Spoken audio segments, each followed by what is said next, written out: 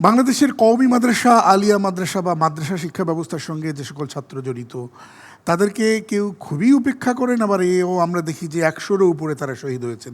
আপনারা মাঠে ময়দানে কি দেখেছেন? এই আন্দোলনে বিশেষ করে কওমি মাদ্রাসার শিক্ষার্থীদের অসাধারণ ভূমিকা ছিল। আলিয়া মাদ্রাসার শিক্ষার্থীদের অসাধারণ ভূমিকা ছিল। আলেম ওলামাদের অসাধারণ ভূমিকা ছিল। বিশেষ করে এই ফেসিবাদী শাসনের সময়ে, এই জুলুম নির্যাতনের সময়ে মসজিদগুলোতে আলেম ওলামারা যে সাহস প্রদর্শন করেছেন, তারা ফেসিবাদের বিরুদ্ধে কথা বলেছেন এবং জুমার নামাজের পরে সবচেয়ে বড় বড় মিছিলগুলো প্রত্যেকটা মসজিদ থেকে বের হয়েছিল, যেটা ফেসিবাদের তাদের শাসনকে, তাদের ভয়ে আতঙ্ক তৈরি করেছিল। তো আলেম ওলামাদেরকে অভ্যুত্থান পরবর্তী তাদেরকে যেভাবে স্বীকৃতি দেওয়া দরকার ছিল, তাদেরকে আমরা সেটা দিতে ব্যর্থ হয়েছি। রাষ্ট্রের তাদের জন্য কিন্তু মসজিদগুলোতে কথা বলা খুব চ্যালেঞ্জ ছিল, এজন্য যে প্রায় শতকরা ৯৫% মসজিদের কমিটির প্রেসিডেন্ট, সেক্রেটারি এবং অন্যান্য বড় যারা দায়িত্বশীল ছিলেন, তারা কিন্তু সবাই ফেসিবাদের দোসর অথবা ফেসিবাদের সাথে সরাসরি যুক্ত ছিলেন। সেখানে কথা বলা তো বড় চ্যালেঞ্জের ব্যাপার ছিল। এখানে দুই ধরনের ছিল। কিছু আমরা আলেম ওলামাদেরকে দেখতে পেয়েছি, তারা এই ফেসিবাদকে টিকিয়ে রেখেছিল।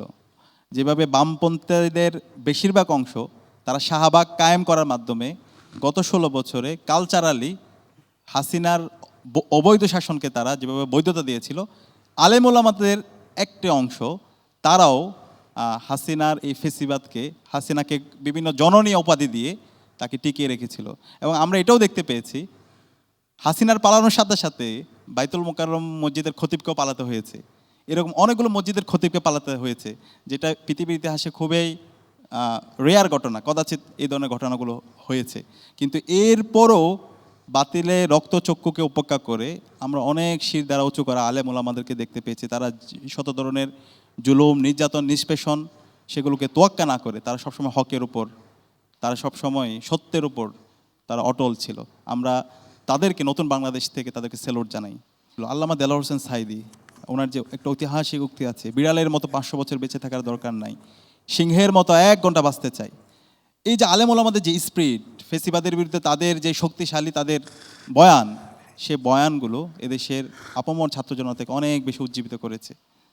সাদিক কায়েম ভাই, আন্দোলনের বিষয়টা তো এরকম যে একটা শক্তিশালী সংগঠন এবং তাদের যোগাযোগ ব্যবস্থা এবং চেইন অফ কমান্ড এবং আদেশ নিষেধ পালন করা বা আনুগত্য বা মুহূর্তের মধ্যে এই লোকগুলোকে করবার ক্ষেত্রে যে ধরনের শক্তিশালী কমিউনিকেশন দরকার, ওই সময় তো বিচ্ছিন্ন, বিক্ষিপ্ত, বিক্ষুব্ধ জনতা কিন্তু মানুষকে মুহূর্তে মুহূর্তে কাছে টানা, রাতের বেলা যাও, সকালবেলা নামো, এখন কেউ থাকবে না, ওদেরকে দেখো, এই যে যোগাযোগ ব্যবস্থাপনাটা আসলে মানে এটা আসলে কিভাবে হলো, কিভাবে সম্ভব, কারা করলো এটা? আমাদের ২৪-এর ছাত্র জনতার যে আন্দোলন হয়েছে, এই আন্দোলনে একক কোনো মাস্টার মাইন্ড নাই। আমরা চেষ্টা করেছি নীতি নির্ধারণমূলক কাজগুলো করার জন্য এবং মাঠ পর্যায়ে সমন্বয়ের জন্য। আমাদের যদি মাস্টার মাইন্ড বলি, আমাদের শহীদেরা আমাদের মাস্টার মাইন্ড। আমাদের যারা গাজীরা আছে তারাই আমাদের মাস্টার মাইন্ড। তাদের আত্মত্যাগের মাধ্যমে, তাদের স্যাক্রিফাইসের মাধ্যমে আজকে আমরা ফেসিবাদ মুক্ত বাংলাদেশ পেয়েছি।